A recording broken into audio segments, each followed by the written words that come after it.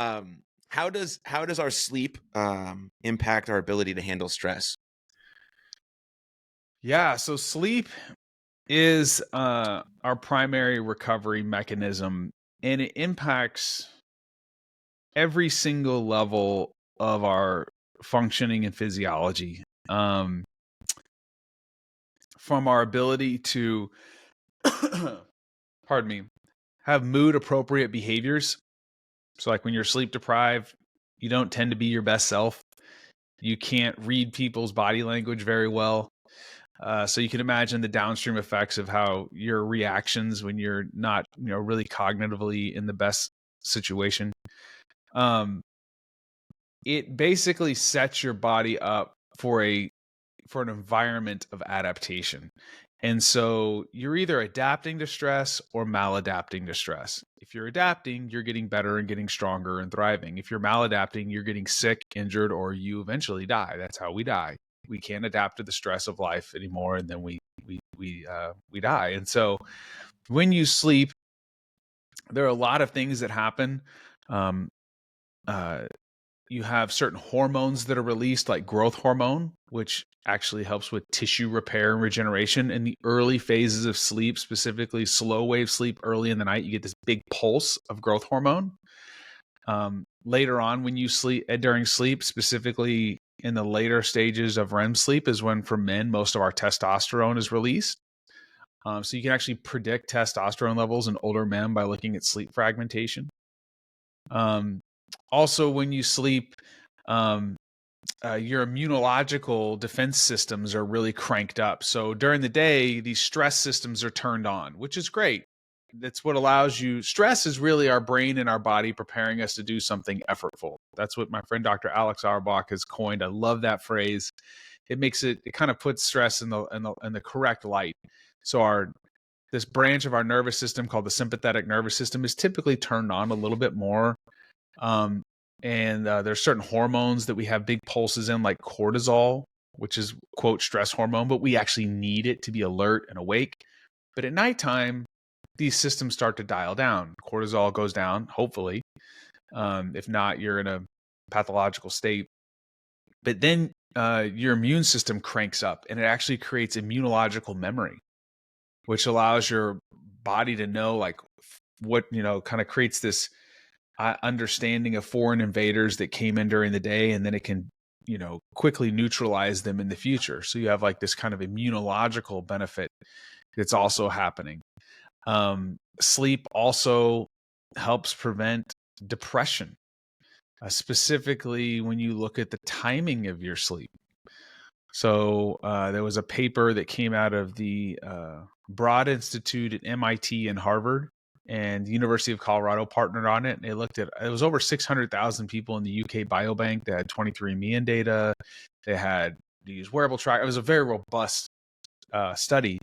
And they found that when you shift your sleep schedule back 1 hour, so let's say you're going to bed at 1 and you go to bed at 12 instead, you reduce your risk of major depression by 23%. What they basically found is like people that go to bed earlier and wake up earlier have less risk of depression. Well, why is that? Because of what they think is because of these circadian processes. People that wake up earlier tend to get more natural sunlight exposure. What does that do?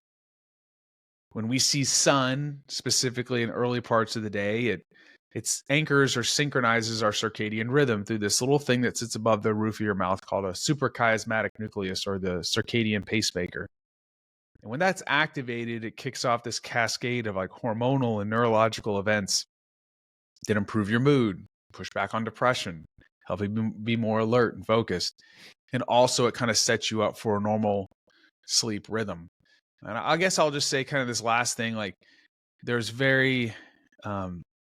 good literature to demonstrate that kind of when we get enough sleep, especially this 7 to 9 hour window, it helps prevent things like type 2 diabetes and cardiovascular disease.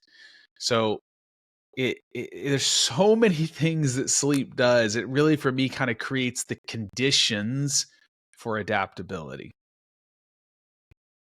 Yeah, so I mean, outside of the obvious of telling people to get 7 to 9 hours of sleep Yeah. What else can they do to try and bring themselves back down, calm their nervous system a little bit as they're preparing for sleep, or preparing to get into their bed? Yeah, well, let's just kind of look at a 20, like a 12, or let's look at a 16-hour day. Like you wake up in the morning. One of the most important things you can do throughout the day is move and get outside. Mm. Um, so the you want to create a hunger for sleep. So if you're sedentary all day and you've eaten lots of lots of food and you haven't really moved, you don't really need you don't feel the need to sleep unless it's just been an incredibly stressful, psychological stressful day. So you need to move a lot. So take frequent breaks throughout the day and walk. One of the best things you can do for somebody that's having a hard time sleeping is go, okay, how many steps do you walk in? 8,000? Let's get to 10.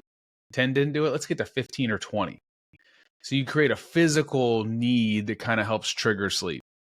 Getting Mm. as much natural sunlight exposure. There was a new paper that just came out. It was done in elderly populations because they're the ones that suffer the most from fragmented sleep. And they showed that people that got more midday sunlight had less fragmented sleep at night, meaning they weren't waking up as frequently. Very interesting. This all goes back to this kind of circadian process. So as much sunlight as you can get. I keep a window open, although it doesn't give you the same benefits. In the morning, I go on a walk. I try to go on a walk after every meal. Today, I'm not going to work out, but I'm going to put on a weighted vest and go walk for an hour around 5 o'clock. Then I would say you definitely want to avoid alcohol later in the day. Not that you should be drinking in the morning, but although it may sedate you a little bit, your sleep is terrible. It's going to be hard to get deep sleep. It's going to fragment your sleep. You're going to be spending more time in these lighter sleep stages.